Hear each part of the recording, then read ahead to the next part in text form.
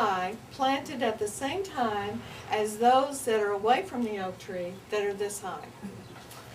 So I had the soil tested, and I said, yeah, what's going on here?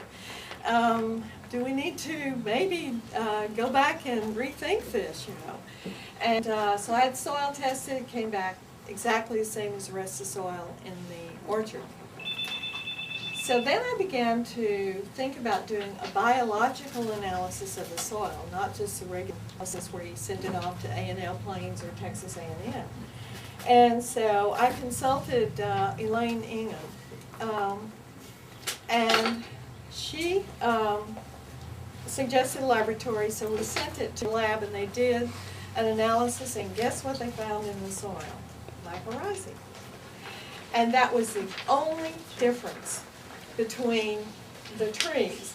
And so, in fact, if you look at the oak leaves that are around the trees, you can pick them up and see the mycorrhizae on the oak leaf. So it was, you know, a no-brainer then.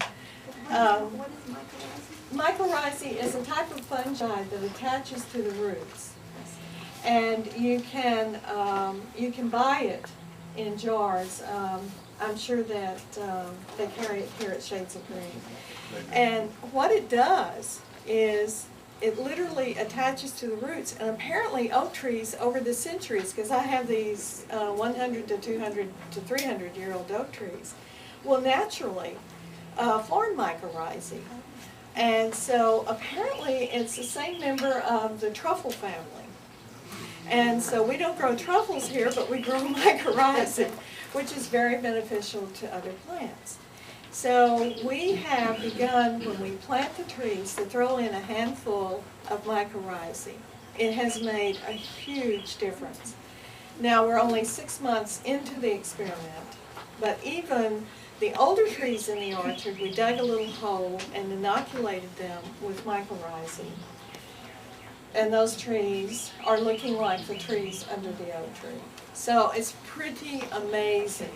So that's the one thing that I would throw into the hole. It's just a handful of that. And that's it.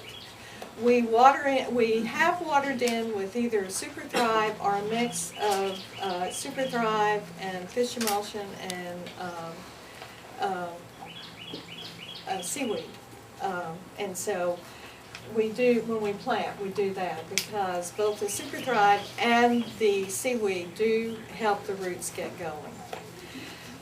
We, once a year, and I'm considering twice a year in my orchard because my soil is so extremely poor. It's poor in the sense that anything you do to it, it's gone. It doesn't hold water, it doesn't hold nutrients, but it fortunately doesn't hold disease either. So, you know, there's always an upside to every situation.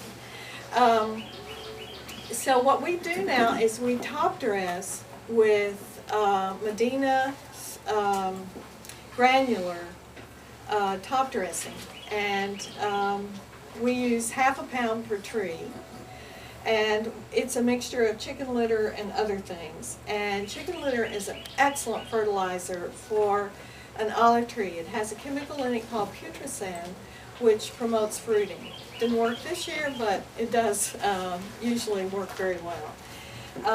So that would be one thing that you would want to do probably in most of your soils once a year. In our soil, we're going to do that twice a year. Then the other thing that you would want to do is keep the weeds away from the trees.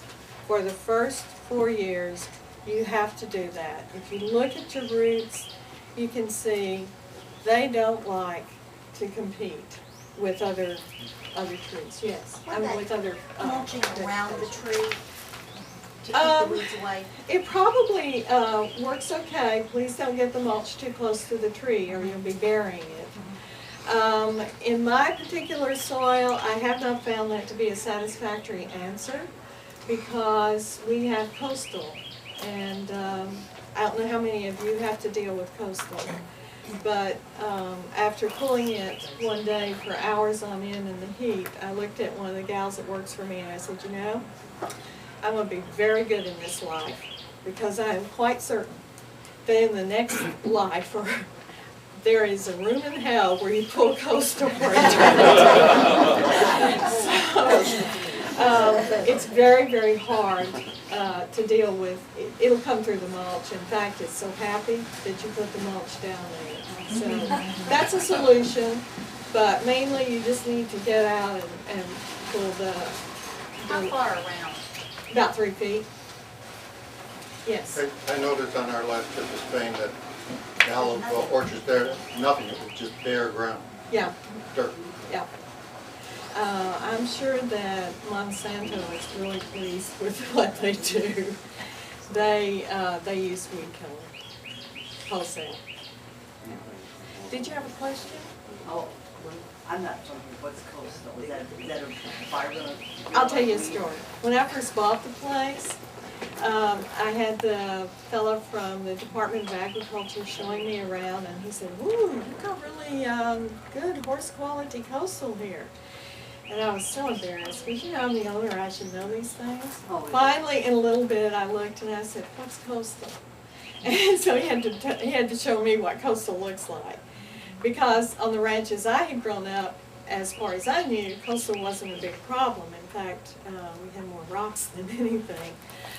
It's just a type of grass that has rhizomes, and so it just spreads and spreads, and you think that you've pulled up all of it, and if you leave one little piece like this under there, it comes right back again. Like Bermuda. Well, it is Bermuda coastal. Oh, Yeah. okay. Yeah. Okay. So, so one of the, I'm sure most of you are not interested in planting an orchard, but I will tell you what we have decided to do, and that is bury all of our irrigation lines so that we can mow around the trees. And we can at least keep the coastal from invading too far, because if you keep it at this height, then it's only going to be that height underneath. So it's not going to be such a massive problem as it is right now.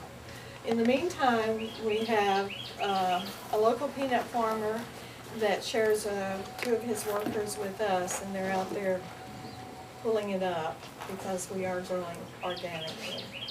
So they probably think they have died and gone to hell. Bless their hearts. What kind of irrigation line do you use on the ground? You can use either PVC with pop-ups, which is a very expensive alternative, but they also have drip irrigation lines. Drip does not work for us, but it will in most of your areas, and they have drip irrigation lines that have the emitters inside the pipe, and you can bury them underground.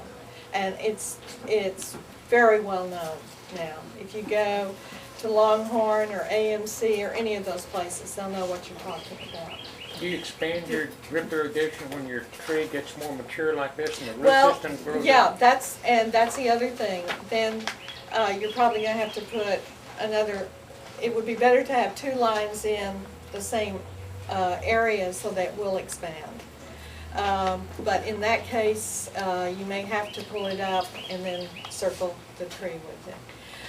In my particular situation, drip irrigation did not work.